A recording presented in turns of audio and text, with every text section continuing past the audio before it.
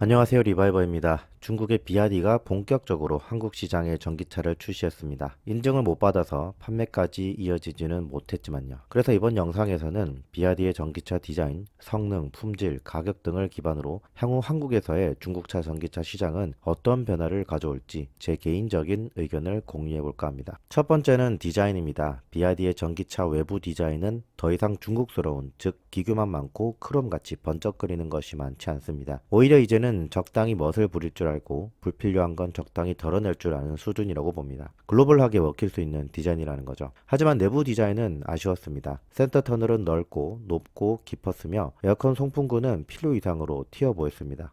특히 에어컨 송풍구는 마치 파쇄기가 떠오르는 디자인이었습니다. 전반적인 레이아웃은 유려하면서도 매끈하게 떨어지는 것이 고래를 떠올리게 합니다. 하지만 도어를 보면 트위터 스피커가 튀어나온 부분이나 아래쪽 손잡이를 보면 저렴하게 느껴지고, 아래쪽에 이탈 방지 스티링을 보면 차라리 플라스틱 사출로 된 방식이 디자인적으로도 깔끔하고 원가적인 측면에서도 더 낫다고 봅니다. 오히려 이 스티링은 규교만 부리고 그 이상의 아무것도 얻지 못했다고 봅니다.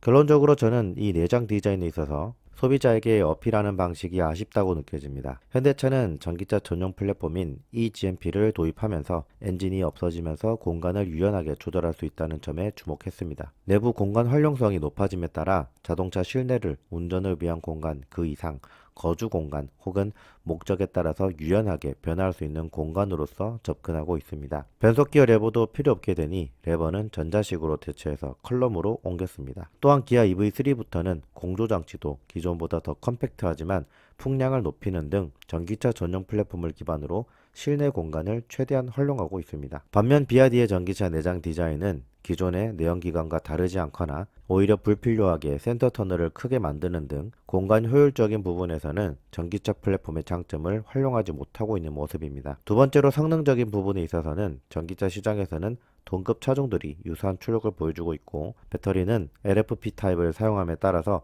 직접적인 비교를 할 필요는 없을 것 같습니다. 세 번째는 품질입니다. 자동차 품질은 크게 신차 품질과 내구 품질 두 개로 나뉘는데, 한 국가에 외국 브랜드가 진출하기 위해서는 무엇보다도 내구 품질이 중요합니다. 자동차라는 상품은 가격이 몇 천만 원으로 비싸고 구매를 하면 길게는 10년 이상 타며 부동산과는 달리 시세가 오를 가능성은 거의 없고 감가가 생긴다는 특징을 가집니다. 팔지 않고 계속 탄다면 오랫동안 잔고장 없이 타는 것이 스트레스도 덜 받고 추가적인 지출을 막을 수 있겠죠. 나중에 차를 팔게 되더라도 내구 품질이 좋을수록 더 좋은 값을 받을 수 있게 됩니다. 내구 품질을 검증하려면 장기간 운행을 해야 하고 많은 소비자들로부터 데이터가 나와야 하는데, 그런 리스크를 감당할 소비자가 거의 없을 거라는 게 문제입니다. 중국산 자동차는 이전에도 수입된 적이 있습니다.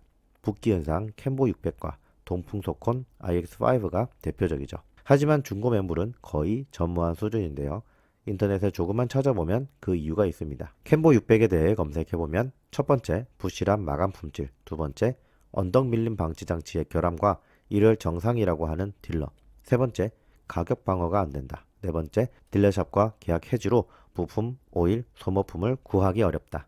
다섯 번째, 고급류를 넣지 않으면 노킹이 많다. iX5에 대해서 검색해보면 첫 번째, 연비가 낮다. 두 번째, 공식 서비스 센터가 없어져서 부품 수급과 유지 보수가 어렵다. 세 번째, 7년 15만 킬로미터 무상 보증이었는데 판매처가 부도가 나면서 무상 보증도 못 받는다. 저는 당장에 이런 중국차에 대한 불신을 해결하기 위한 노력이 필요하지 않나 생각합니다. 비아디가 그걸 다 감당해야 하는 것은 아니지만 적어도 중국산 자동차, 외국산 자동차가 한국에 제대로 런칭을 하려면 이런 의구심을 해소하고 소비자 신뢰 회복이 먼저 되어야 구매로 이어질 거라고 봅니다. 매번 중국차는 동급차 대비 저렴하다고 강조해 왔습니다. 투싼 가격으로 산타페급 차를 산다고 했었죠. 하지만 기존에 한국에 출시했던 이 두 개 차량에 대한 후기만 보더라도 국산차보다 가격이 싼 게 당연한 겁니다. 아니죠. 오히려 반값 수준이 되어야 합니다. 왜냐하면 단점은 단점대로 많고 소비자는 타면서 스트레스 받고 나중에 막상 팔려고 하니 살 사람은 없어서 감가를 엄청 맞아서 판매할 땐 반의 반값이 되어버리기 때문이죠.